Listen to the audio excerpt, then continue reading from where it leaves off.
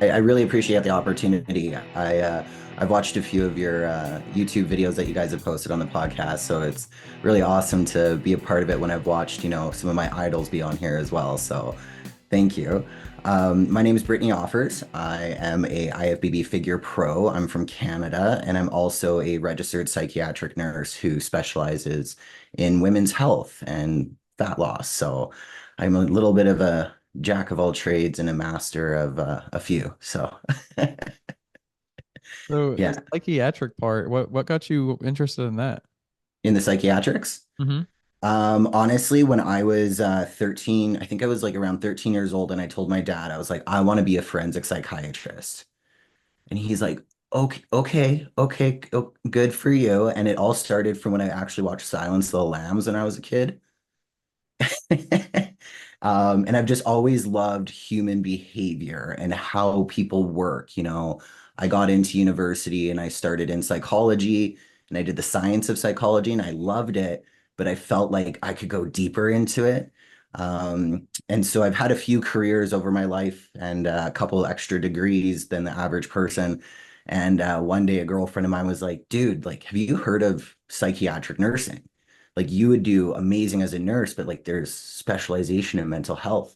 And I jumped right on it, like right away, and it's been absolutely fantastic. And I did end up getting to work in forensic psychiatry for a bit. So that was like incredible, like just absolutely incredible working with, murderers and potential serial killers and true sociopaths. And it's like, oh my God. Yeah, that's fascinating. You see all like the crime shows these days and the podcasts and all that stuff you hear about, but to kind of be in it firsthand and know what's going on and like that side of the whole process is really fascinating. For you, what is it about like the forensics side of it that kind of just draws you to it? Is it just like wanting to know more about like how the human brain works? It's knowing about how the human brain works, but also what makes people go to that dark side. What happens in the brain, whether it's the chemistry or nature versus nurture, what makes someone end up doing what they did, whether it's killing someone or, you know, crime sprees and going into that realm in the forensic psychiatry part of it is just so fascinating because a lot of people live with mental illness and mental disease, whether it's bipolar or anxiety or OCD, and they're not killing people. They're not, create going into these crimes and having these lifestyles that are just so intense for us as normal people to see. And I'm just like, what makes that person tick? What happened? What was there? What caused that? So it's just incredible. And then the, I guess you could kind of say like the adrenaline rush where Yeah. you're just like, that person could like do something to me. Oh my God. Like I don't know. It's kind of weird. I feel like a lot of women though love like the serial killer and murder and crime things. I don't know. Do you feel and do you find that like it is more along the lines of like this is just the way that things are playing out because, or is it, maybe this circumstance or set of circumstances or situations that led someone down certain paths? Right. And honestly, it's a blend of everything because I've worked with some patients that on paper, you'd be like, whoa, that person seems like a fantastic individual in society. Like, I would have never seen that coming. And I mean, you hear those things on the news where neighbors are always like, I would have never seen them. They were so quiet. They were so nice. They were so this. And then I've had other, patients where you read the chart and you're like, oh, yeah, that makes sense. They come from a very gnarly background, whether there was abuse and trauma, drugs, addiction, bullying, aggression, like different gangs, that kind of stuff. So you see a little bit of both of it. And I think it's honestly just putting ingredients together and having that perfect storm. Hmm. And what we see in society or like media, so like, Netflix and stuff, we do see the worst of the worst. Like, you hear people with the diagnosis of schizophrenia and bipolar and borderline and narcissism. But the majority of the patients that I worked with, they committed their crimes out of protecting themselves. They were, yes, they had a mental illness, but they had hallucinations and delusions that these people were coming after them. So it was more or less of, well, I'm going to get them first Mm, before they get me. crazy. Yeah, that's like a an amazing side of the brain, right? Like definitely not a positive one, but an amazing side of it that lives there that is possible.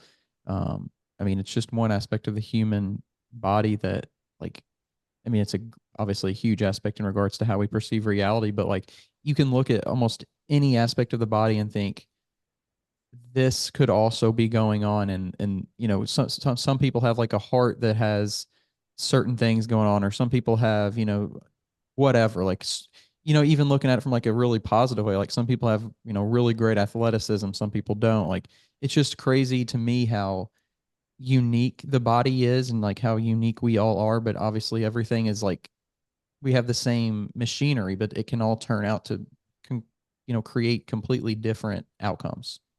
Absolutely. Yeah, it's really interesting to watch that and be a part of it and like see it firsthand. And then, you sit in on some of the different intakes or assessments with some of the psychiatrists or some of the doctors. And, once again, you read on the paper and you're like, oh my God, that could have been me. They have the same upbringing that I had. They have the same genetic, like similar genetic profile to me. They have, the same medical conditions that I do. And I'm not doing that. And it's just one little thing could alter it, whether it's a triggering event or whether it's drugs or, something goes sideways in the brain chemistry. And you're like, now this person is something completely different than if you had two people identical. It's really cool to see that uniqueness. And Mm-hmm. I think that's why I love it because everybody is so different. We, like you said, we have all the same parts. They just function differently and present differently. Mm-hmm. Are you a personal trainer, online fitness coach, or gym owner on the verge of burnout? Are you wanting to grow your fitness business but can't add more hours to your hectic schedule? Introducing Trainer Revenue Multiplier, the premier wealth creation system for fitness professionals that helps you earn more and work less. Visit www.trainerrevenuemultiplier.com today to schedule your free business accelerator session. If you're serious about taking your business to the next level, schedule your call today. And because you had that background in the forensic side, when you're not working in that kind of environment, but you still take that experience with you, I mean, how does that shape the way that you do see the world and you do kind of interact with it from a professional level and from a personal level? It definitely helps me be very understanding and compassionate. I found that when I was younger, I think we're all really judgmental when we're younger because we don't know things, we're not educated, we don't have life experience. And then as I got older, working with multiple different populations and the extremes of them, it taught me to just understand people and just not take things personally and not get bent out of shape and want to ask people questions and get to know them better. And I became more inquisitive, like an investigator. And it allows me to live my life actually very unbothered because if someone acts a certain way or says something, I don't get bent out of shape. I don't get upset. Or if I see it happen in the media, I'm not getting bogged down with negativity. I'm just like, oh shit, that person has something going on within themselves. And okay, cool. All right. Well, I'm just going to keep doing what I'm doing because it's not a representation of anything to do with me. Mm. It's what's going on with them. Yeah. And whether it's professional or personal, I mean, as an online coach, I do that all the time. My clients will send a check-in and they're, having a really tough time with things. And maybe they say certain things in their check-in, and I'm like, yeah, I get that. That sucks. All right, let's talk about that. I don't get, oh no, how do I handle this? How do I do that? It's just people go through their things and you just become very compassionate and understanding. So how do you like, I guess, facilitate that in a way that is still productive to someone who may not understand the need? Right. And you know what? I actually this happens a lot in my field when it comes to women's health and fat loss and weight loss. And I would like denial is honestly like a pretty good like a pretty good word to describe it because we don't is people, we don't want something wrong with us. We're scared of judgment, we're scared of being wrong, we're scared of, not being the perfect individual. And so a lot of people are in denial or lacking self-awareness of where they're currently at. And what I do is utilizing just questions and just asking like, where are you currently at? How are you feeling? How does it impact your day to day? How does that impact your life? Is anyone else in your world, your family, your friends, coworkers, are they impacted by this behavior, this habit, or where you're currently at? And I get people to basically sit in their shit. Like by asking them questions, they have to answer honestly as best as they can. And then they come to a realization, they're like, oh, okay, I didn't know that I was actually in this, big of a rut where I didn't realize it was as bad as it was until people start getting questions asked to them and they have to start digging into the emotion. And I think that's the most difficult for a lot of people because we don't want to feel bad things. We don't want to feel and gross, but to get out of that, you have to understand where you're currently at. And professionally, I sit and we ask questions and I dig and I dig and I dig and try to find the root with them as best as I can. And just by asking questions. And do you find that a lot of those questions, maybe especially at the beginning, are less like obvious, maybe less to the point to get someone maybe not like off their guard in like a tricking way, but like to almost get them to see something or get them to say something maybe that they don't necessarily intend to reveal, maybe even just to themselves. So you have to like almost ask certain questions in certain ways. Otherwise they would just almost be more kind of just locked down in their responses. Mhm. And that does happen where people are really reluctant to open up. And a lot of it comes from just them not wanting to be honest with themselves. And it's either really painful or it's really confusing for them. And asking the same question in different ways can sometimes help. And in my field and what I do, it takes time. It's not just like one conversation, unless if you're coming in for like a quick solution focused brief therapy session, we got to like dig in and like rip it out right away because you got 45 minutes in an inpatient unit, in someone in like the hospital or the Medi Center. But with my online coaching, we're able to break it down bit by bit, by building the rapport, getting to know each other, trusting each other, as a coach and a client. And then every time they break through another barrier, we just kind of keep digging a little bit deeper and a little bit deeper. And I have some clients that I can get to that root or get them to become more aware within 2, 3 weeks. And then I got other clients that it takes 6, 7, 8 months for them to be like, oh shit, I've been in my way this whole time. I've been that issue, blah, blah, blah, blah, blah. But it's coming from peeling back the layers of the onion and slowly getting into that person's like core. Mm. And some people have a bigger onion than other people. And it's all those defense mechanisms and different things. And through self-awareness and learning about themselves, you can break it down a little bit further. But it does take time. Some people it's longer than others. I mean, that's a pretty general statement too, where some people take a lot longer to do something than others.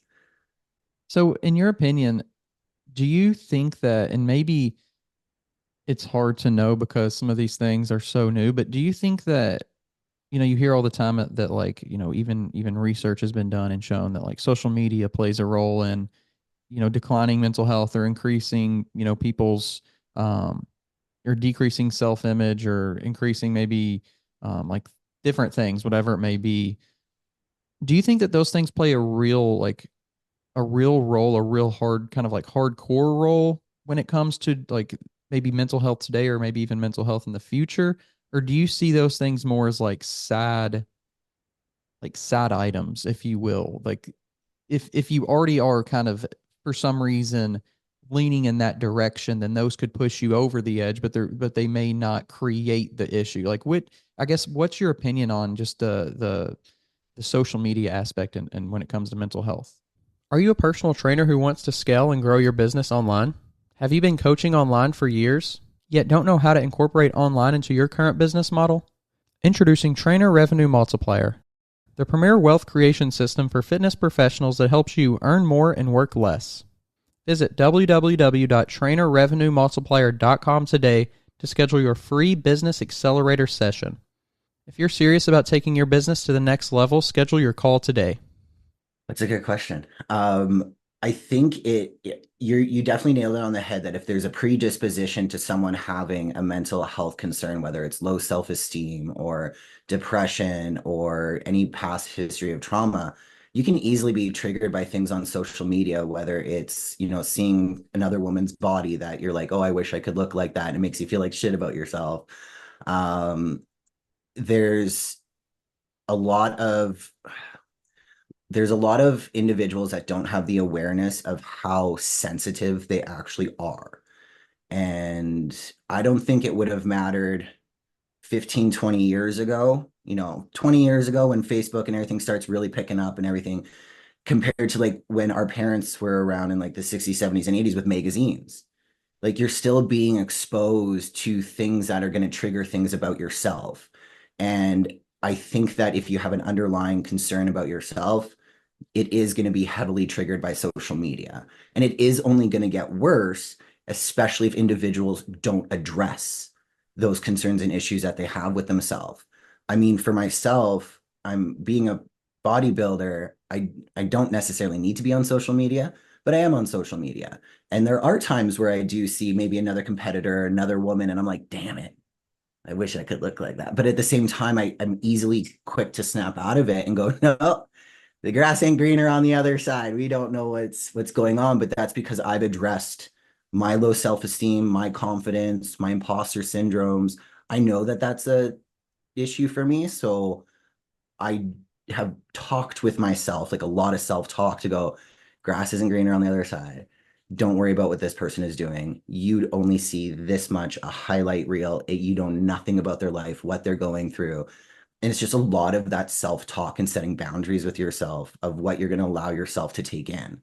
And I think the issue with social media is that there's not the education around the mental health piece. I think if in schools or if parents or friends, people were more wanting to talk about, hey, let's improve your confidence. Let's talk about what you feel shitty about yourself with. Let's bring this out into the air. I think there would be less impact on social media because people were becoming more internally strong with themselves and it would have less of an impact. But not many people want to do that or are going to do that because of the fear of the feelings.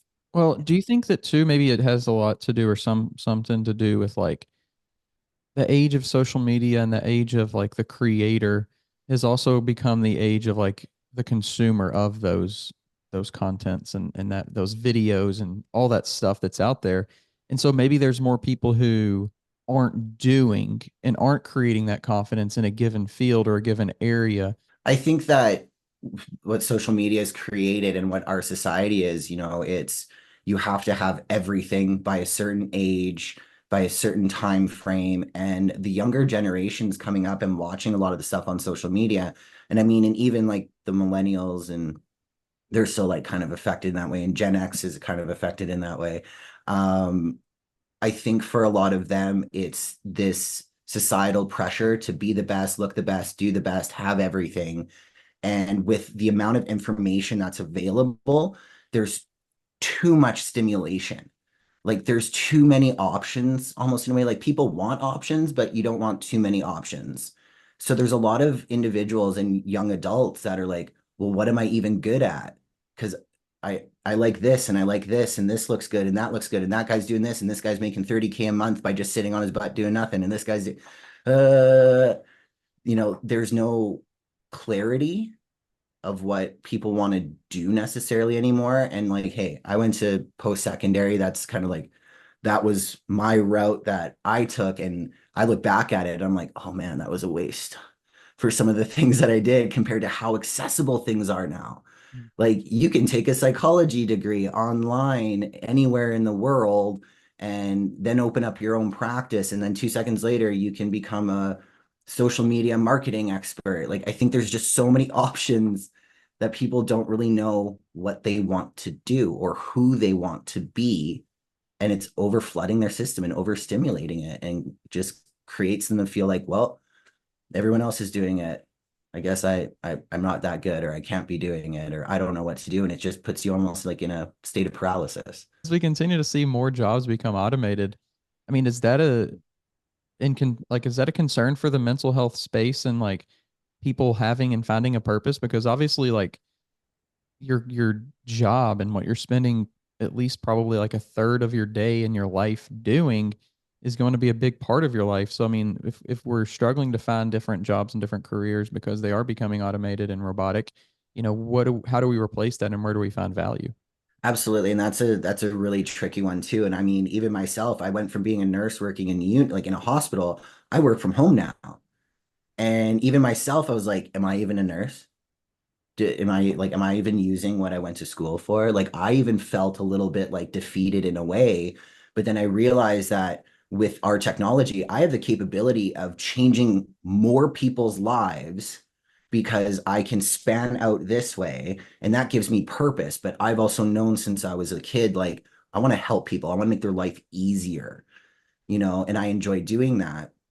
So I think if individuals can find something that lights their soul on fire, and we have the technology to work remotely or have it automated, utilize that. You can create more freedom for you. And if you're lacking in that, you don't know what to do, and you're like, fuck, I think creating a community, your friends, your family, other people who have similar interests to you, be more in and around those communities, talk with those individuals, be around them, because if they have purpose, if they know what they're doing, they can help guide you or lead by example, or maybe help trigger something within you to find your purpose, to find what you want to do for a job.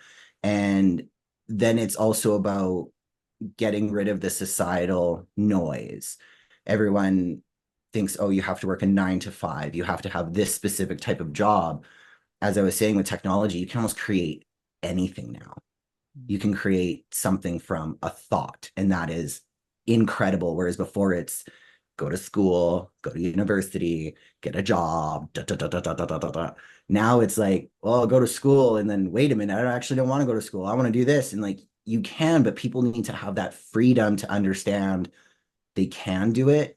And that's where that sense of community and that support come in, because if other people are doing it in your circle, you're going to be able to learn from them and expand yourself.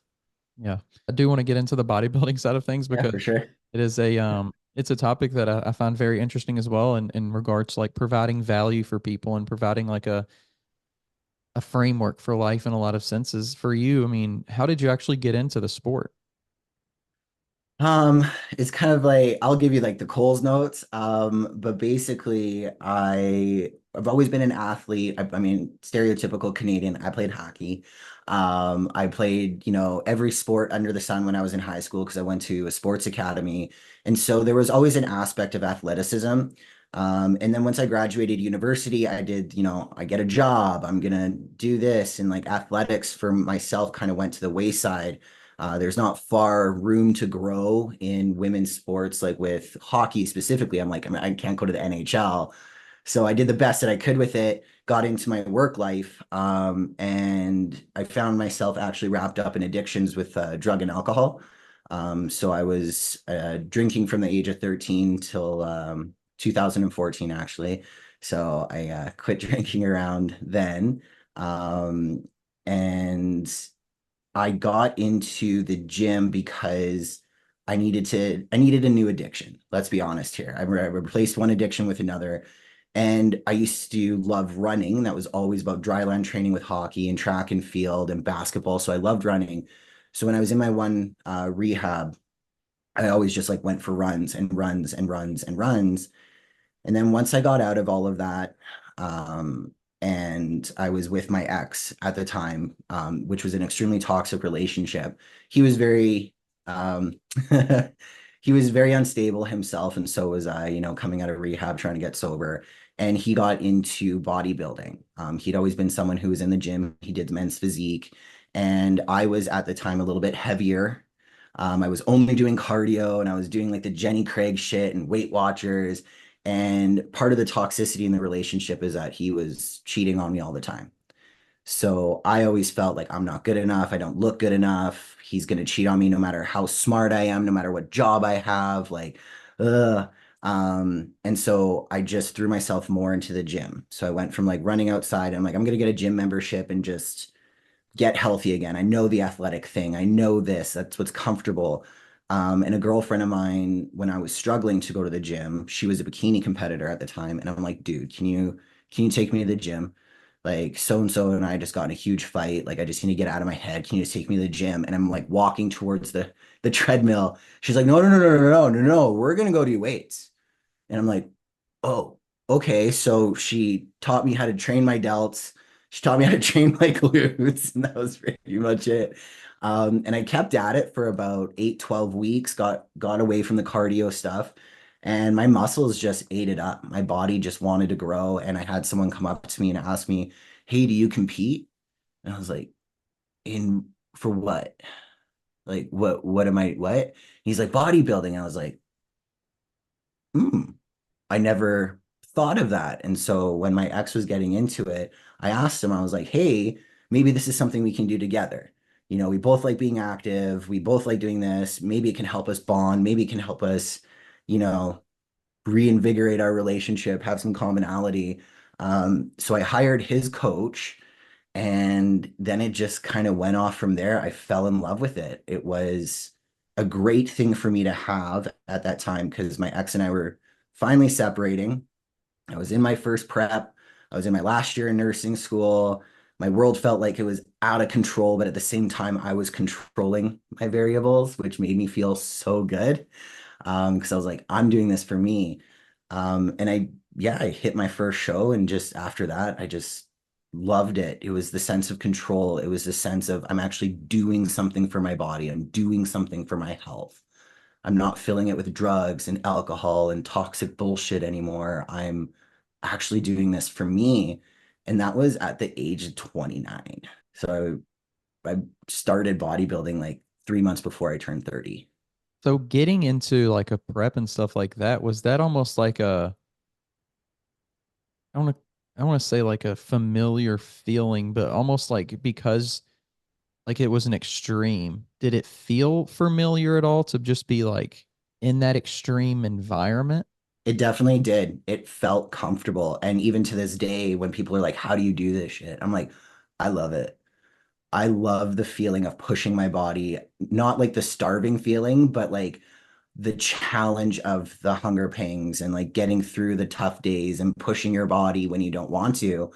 And it sounds kind of like pretty gnarly, but it reminded me of when I was, an addict and an alcoholic, and like, I'd wake up from a 9-day bender not knowing where I was, and I'm like, okay, I gotta like get up, I gotta like go eat, and I gotta like, so I've been at like the lowest of the lows in life, and then I'm like in the lowest of the lows in prep, but it's a different kind of feeling, but it felt very familiar. I'm like, well, if I got through this shit, this is a cakewalk. And it was so familiar in that way. And the way that I grew up as well, my dad was a single father, so he raised my brother and I. Our life was very like to the T, timed out. Everything's routine because you only have one parent doing absolutely everything. Us kids have to have our breakfast, our bags, and we're out for school, and we got everything was so meticulous. And so I kind of grabbed little bits of my life, and it felt very familiar becoming a bodybuilder and going into preps, which was really cool, by the way. Yeah, having that sense of like I've been here before, but now I know I'm here for like positive reason. Yeah, absolutely. And I love the unknown. I really do. I live with generalized anxiety disorder, so the unknown is very familiar for me.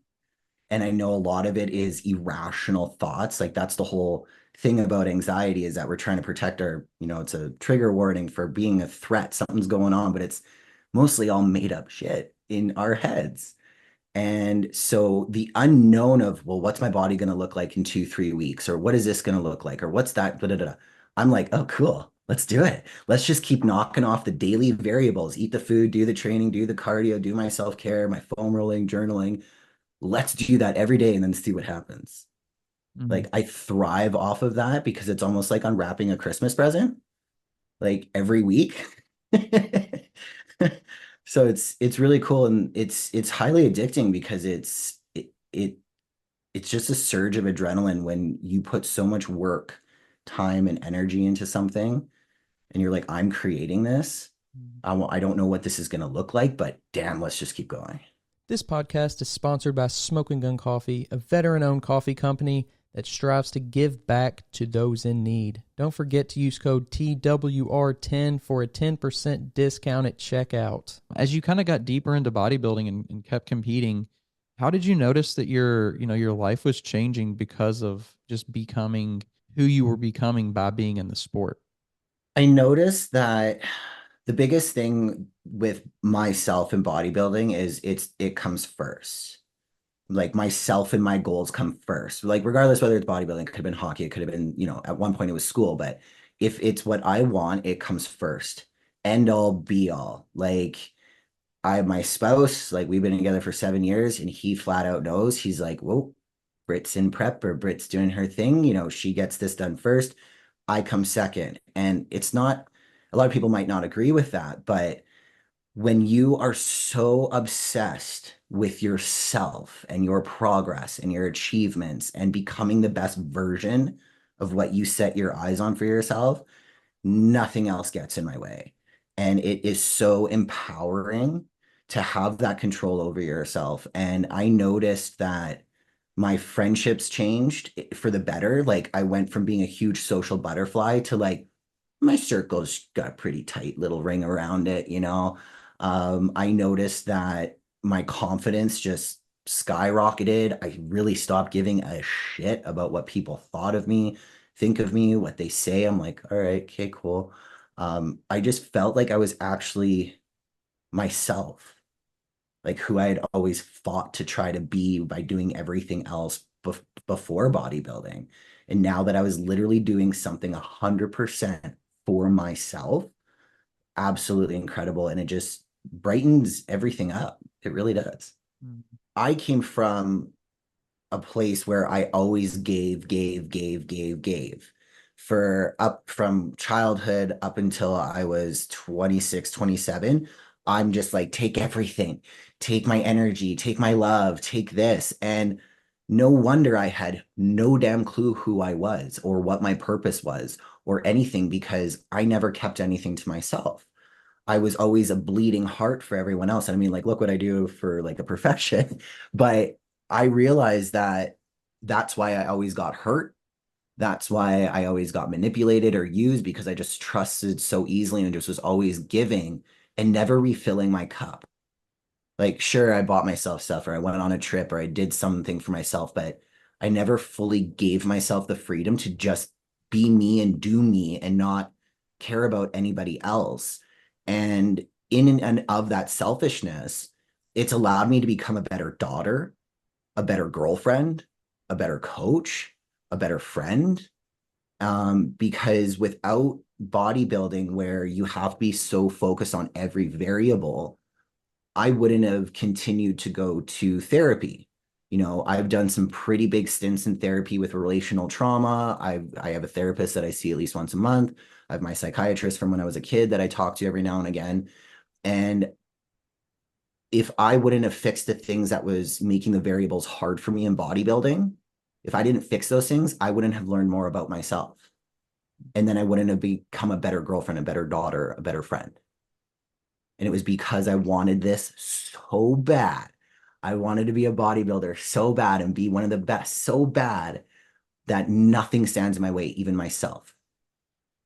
So then when I started giving myself what I needed, the love, the respect, the autonomy, the freedom, everything got better. And I'm able to give better quality of myself to the people who deserve it. Not to just everybody around because I'm a nice person, but actually to the people who deserve it, who I know are going to give it back to me, like the supportive people, the people I love, the people who love me. You can give better quality of yourself from the selfishness. Have you noticed any impactful changes? And then for you, I mean, what are your kind of outlooks in the sport? For myself, like I've been competing now for 7 years and I'm just getting started. Like, I'll be honest, like I'm just getting started. It took me 6 years to turn pro. And then now I'm like, okay, now I can actually like do this. And I've watched the evolution over the last 7 years where, yeah, we've seen, categories and classes and things like that being removed, and it does take a hit. But also, I come from the background of being in women's sports my whole life where it's not fair. And I'm watching this surge of female empowerment within sports and within bodybuilding coming out where we're becoming a lot stronger together in the sport. And I'm loving that aspect. A lot of people always think that we're catty against each other, or that, like, oh, you're competing against so and so, or this and this and this, and you should all hate each other. It's like, no, the more that we support each other and carry each other and lift each other up, it just makes us want to do this more. Yes, it's an individual sport, but it's a big community. And I think the more that we stick together and stay together, it will continue to blossom. And that's what I love about it. And like, I have no plans of finishing and, I don't have a time limit where it's like, oh yeah, at 43, I'm going to be done. No, I go until my body literally tells me like, Brit, we're done. Okay. We're a rickety old ship. We can't do this anymore. And I want to be able to connect with more women across the world within the sport to just continue to build that community, whether you're competing continuously or not. It's an amazing group of empowering women, and it's pretty awesome to be a part of. And you're just seeing, I think, what you're talking about, more women, and just in general, more people coming together to support each other. Absolutely. And it really is. And I mean, I don't know if about like the men's side of things, particularly, but I mean, within the bodybuilding industry, men or women, like, we understand each other. We get it. We're all in the same arena. We're going through the same shit.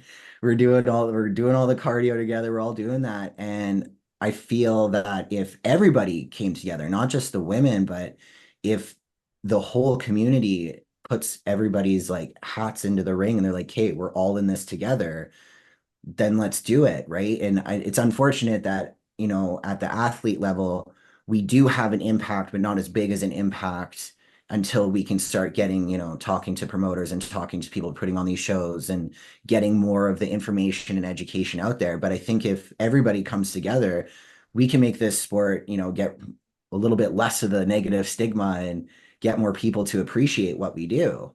I think that there's just a lot of it moving in a positive direction. I would agree. It's definitely moving in the positive direction. And I think the social media helps with that too. We can connect with people from all over and share our stories more, and it helps the people up and coming, and then it helps the people who are already, ahead of other people to really understand like what they need to give back and how everything can just keep flowing nice and easily. For sure. But I really appreciate you coming on. I appreciate you having me. Big time. Absolutely. And if you want to share anything, any socials or anything like that before we head out, you can. Sure. Yeah. So if anybody wants to give me a follow on Instagram, it's at IFBB IFBB Pro, and my company's name is Limited Edition Health, and we work with lifestyle and competition prep for women and men. So if anybody's interested or looking for a coach, just hit me up.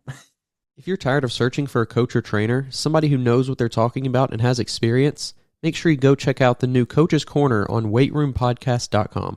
You can find quality, qualified coaches to help you achieve your goals, whether that's in bodybuilding or just general fitness. Stop wasting time and start achieving your goals today. The link to the Coach's Corner is down in the description below.